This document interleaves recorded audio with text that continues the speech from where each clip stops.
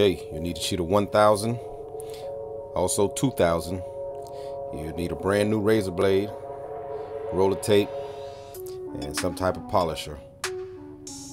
Then a little compound and some polish.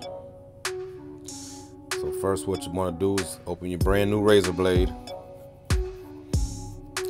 and cut off a couple inches of tape.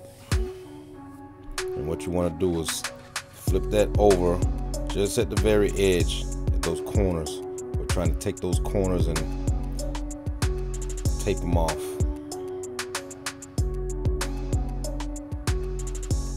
So get your corners taped off.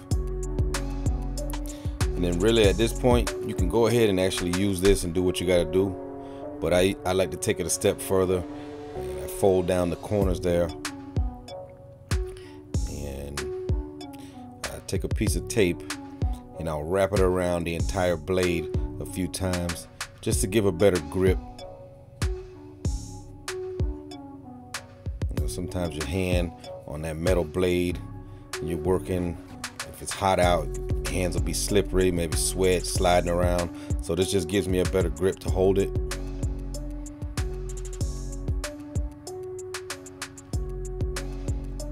Okay.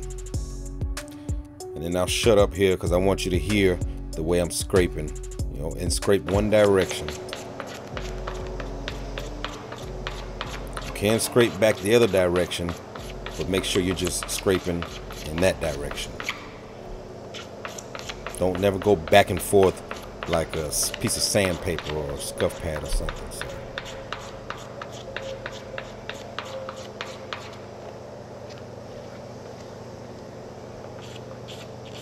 Make sure you stay on the run. You don't try to sway off to the side around the run. You want to keep the center of that blade right in the middle of that run until it gets flat.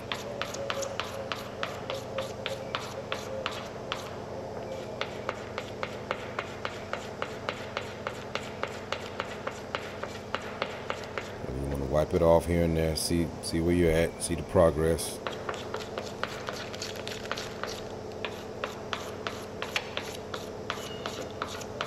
Works on small runs, large runs. Sometimes you may have to get a fresh blade, you know, and start again with a fresh blade.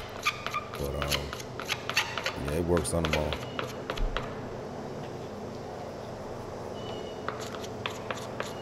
And this was a small run I had in that Toyota FJ overall I did.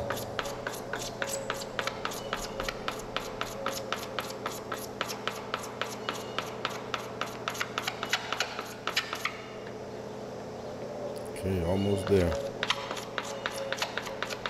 Usually a run this size, one blade will be fine. You know, if you get one of those long drips, you know, sometimes you use 2, maybe even 3 blades. But run this size, this is all you need. Just keep working at it. You're just filing it down, filing it down.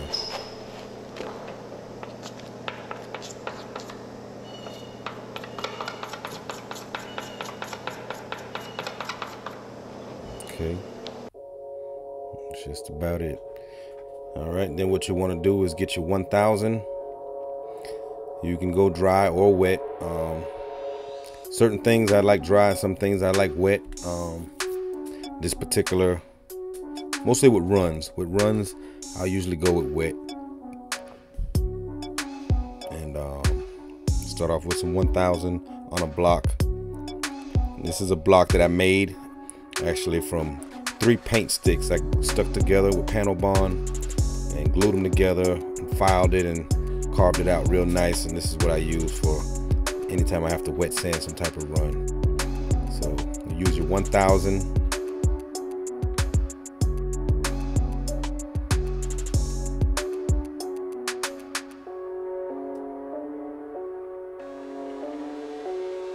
And then we want to go to our 2000. So on these here, I finish it with 2000. You can go up to whatever you like, 3000, 5,000, 10,000, 20,000, whatever you want to do. But again, I finished with 2,000.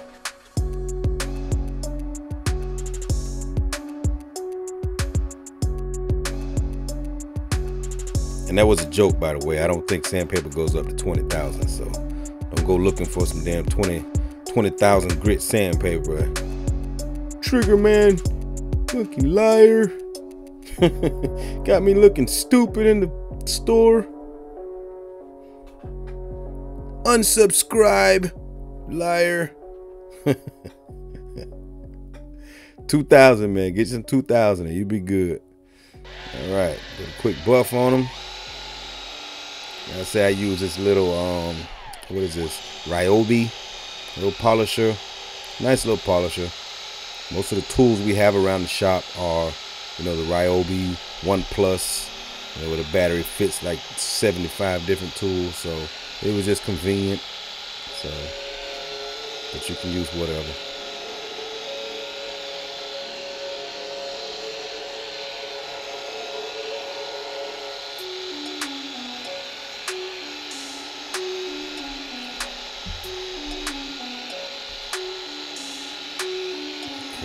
Okay, she looking pretty. She's so pretty. Yeah, buddy. Okay, now you want to go with your machine polish.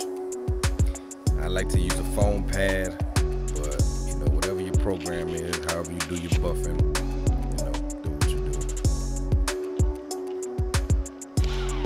You know, some people use foam pad for compound and for polish. You know, I like to use a wool pad on my compounding and then foam on the polish, but whatever works.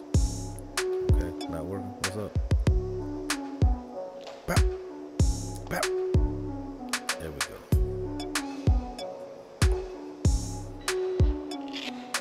I get this damn pad lined up.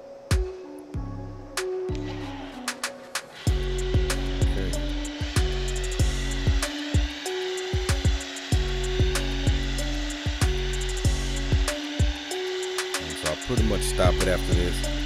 I'll wait till the car is all put together and cleaned up front, and then I just put a coat of wax over that area there, silicone free wax. But that's pretty much it. You know, that's how I do all of my runs. All of my runs, like I get a lot of runs. But yep. So Trigger Man out. Catch you in the next one. Please like, share, subscribe, comment. Peace.